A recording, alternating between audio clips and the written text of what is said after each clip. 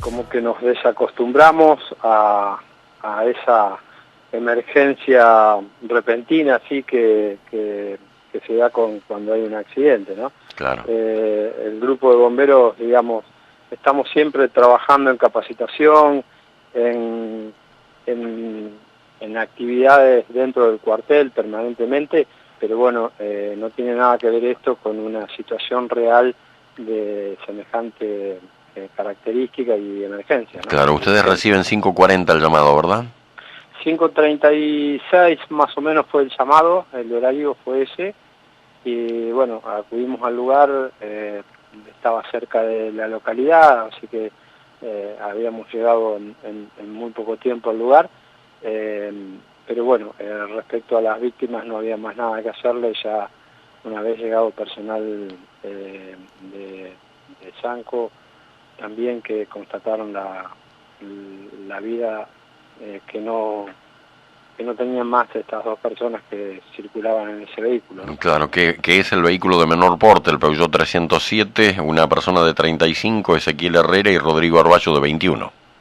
Así es, el vehículo de menor porte fue el que más daño tuvo en la parte del habitáculo, donde quedaron atrapadas estas dos personas adentro ya sin los cuerpos sin vida, y en el otro vehículo, bueno, todos por sus propios medios salieron del vehículo, ya que es un vehículo mucho más grande, es una pick-up doble cabina que bueno, que también tiene muchos sistemas de seguridad, y eso ha hecho que las personas que iban en el vehículo no sufrieran prácticamente lesiones en consecuencia a este tremendo accidente de un choque frontal de dos vehículos, ¿no?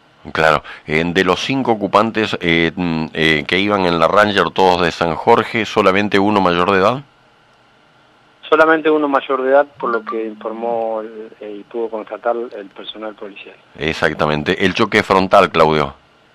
El choque frontal, no 100%, hay un porcentaje de diferencia, digamos, para que la audiencia se imagine, no cubrió todo el frente del vehículo, sino es desde el frente más hacia el lado izquierdo de cada uno de los vehículos, o sea que es prácticamente frontal 100%, pero bueno, no es que iban los dos en el mismo carril, sino que seguramente uno de los vehículos tiene que haberse ido para el carril contrario, y ahí encuentra el otro vehículo. No hay un vuelco de alguno de los dos vehículos, no. No hay vuelco, ambos quedaron sobre sus ruedas, en este caso a cada uno les quedaron 3 ruedas, y bueno, quedó el vehículo de menor porte en la banquina derecha, o sea, mano desde Carlos Pellegrini hacia el Trébol, y el vehículo la camioneta quedó en la banquina desde el Trébol hacia Carlos Pellegrini, prácticamente girada en 360 grados de cómo venía circulando. Exacto, hay que decir que la Ranger venía en dirección del Trébol a Pellegrini, y contrariamente el Peugeot 307 iba desde Pellegrini hacia el Trébol, ¿verdad? Exactamente, sí. Claro. Fue en el medio de 2 curvas, en el tramo que sale de la localidad de Carlos Pellegrini, que hay una gran arboleda, pasando la primera curva hacia el sentido sur, y bueno, ahí en ese tramo hay doble raya amarilla, o sea, no se puede superar, digamos, el centro de la calzada por ninguno de los vehículos. Así Claro. que ¿Y cómo era la visibilidad, Claudio? ¿Cómo? ¿Cómo era la visibilidad? Perfecta, o sea, reducida por lo que tiene que ver con la noche, pero no había niebla, nada que obstruya la visibilidad. Exacto. ¿Cuánto llevó de alguna manera limpiar la zona, reacomodar los autos, el trabajo de criminalística y poder restablecer el tránsito? Y llevó hasta las 9:30 de la mañana, o sea que estamos hablando de 5:30, 4 horas. Unas 4 horas más o menos que ahí estuvimos, también lleva un tiempo importante la gente de criminalística, tomar todas las evidencias que hay, que tienen que ver con marcas en la ruta, con elementos dispersados, con las características del estado de los vehículos, la posición, la distancia entre ellos, la distancia desde elementos sueltos, todo eso, bueno, es una gran tarea que aprendimos a hacer trabajando junto con la gente de la Comisaría Quinta y también de la gente de criminalística, que nos han indicado siempre cómo hacer el trabajo, y que podamos nosotros, por ser los primeros en llegar a la escena, preservar la escena para que no se modifique nada, y eso nos cuesta bastante cuando hay mucha gente circulando. Por suerte en ese horario la circulación era solamente de automóviles, prácticamente no había camiones, y bueno, eso hizo un poco más suave el trabajo, cosa que en un día laboral las cosas son diferentes en cuanto al tránsito. Claro. Claudio, y cuando se da esta situación, por ejemplo, comienza a formarse una cola considerable de ambos lados, digo, ¿pudieron desviar el tránsito hacia algún camino accesorio, algún camino rural o no?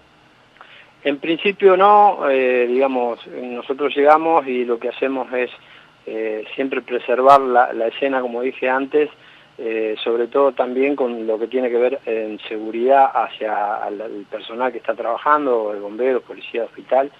Entonces ahí se detiene totalmente el tránsito, y después, ya cuando hay un poco más de tiempo y terminó la parte, digamos, de traslado de heridos y rescate, ahí se trabaja en la posibilidad de desvíos en caminos laterales, si los hay, depende de la zona. Y en este caso sí se pudo desviar algo del tránsito en caminos rurales, porque había habido una pequeña lluvia, pero no era como para no transitar en los caminos rurales, así que algo se pudo desviar, o se le indicaba a la gente o se le sugería, y si no querían esperar, que podían circular por caminos rurales, así que un poco de esa tarea se pudo hacer. Claro. El domingo. Cuando se da esta situación, Claudio, pregunto porque es un desconocimiento nuestro, pero también seguramente del oyente, ¿a criminalística lo llaman ustedes o es la policía que se encarga de convocarlos? No, es la policía que tiene a cargo esa jurisdicción, en este caso la Comisaría Quinta de Carlos Pellegrini y el personal que estaba en ese momento a cargo. ¿Y a criminalística se lo convoca cuando hay algún tipo de fallecimiento, digamos? Sí, siempre que hay constatada la pérdida de la vida de un ser humano en un accidente, ahí el personal policial convoca a criminalística. Claro, las 2 personas fallecen en el momento y los 5 ocupantes de la Ranger son derivados primero al Sanco Pellegrini y posteriormente a San Jorge. Correcto, así fue. Claro. Participó ambulancia del SAM con esto. Sí, ambulancia del Sanco y la ambulancia de bomberos también, ya que eran 5 ocupantes y bueno, eso demanda, en el caso de que sean heridos leves, se pueden trasladar, depende de la característica de la urgencia de cada uno y de las lesiones, en un viaje, en 2 viajes, y si no, llegado el caso, se convocan más ambulancias de la zona. Siempre se ha dado colaboración de todas las localidades. Automáticamente se convoca cuando ya se ve que es la necesidad de más de una ambulancia o de 2 que podemos contar en Carlos Pellegrini, entonces ahí se convoca, pero bueno, en este caso no hizo falta. ¿Ustedes trasladaron a 5 o a 3 ocupantes de la Ranger? Y fueron en 2 viajes, las 2 personas que no se veía ningún tipo de lesión aparente a simple vista, fueron trasladadas en otro viaje, cosa que estemos seguros de que no han tenido alguna lesión interna que posterior al accidente tengan alguna consecuencia. Exacto. Entonces, por cuestiones de seguridad, sí o sí se trasladan al Sanco. Una vez que hacen los chequeos y ven que están bien, ahí ya directamente quedan liberados para retirar. Claro. Claudio, la última, antes cuando abríamos la charla decías que nos habíamos desacostumbrado lamentablemente a eventos de estas características, ¿no? En tiempos de pandemia donde los jóvenes fundamentalmente salían poco o casi nada, este tipo de situaciones había bajado considerablemente en cuanto al número. Daría la impresión ahora que con boliches abiertos, con muchas fiestas en la zona, comienza a generarse lamentablemente este tipo de situaciones. Sí, yo creo que sí, porque se vuelve a la actividad prácticamente normal de los boliches abiertos, los fines de semana, como vos decías, pero yo creo que también lo que lamentablemente se perdió era algo que tiene que ver con alguna conducta que se había empezado a corregir en cuanto a personas que beben alcohol o que toman de alguna manera algo que modifica su estado y que Claro. obviamente está comprobado que no es posible que una persona que no esté en su estado 100% normal pueda conducir un vehículo porque pierde todo tipo de reflejos, Claro. aunque cree personalmente que está mejor que nunca. Y yo creo que eso se había empezado a corregir, por lo menos las estadísticas habían bajado antes de la pandemia en cantidad de accidentes y yo creo que me parece que tiene que volver a haber campañas de concientización y retomar, como que empezamos de nuevo a capacitar y concientizar a la gente a que el que toma no conduzca.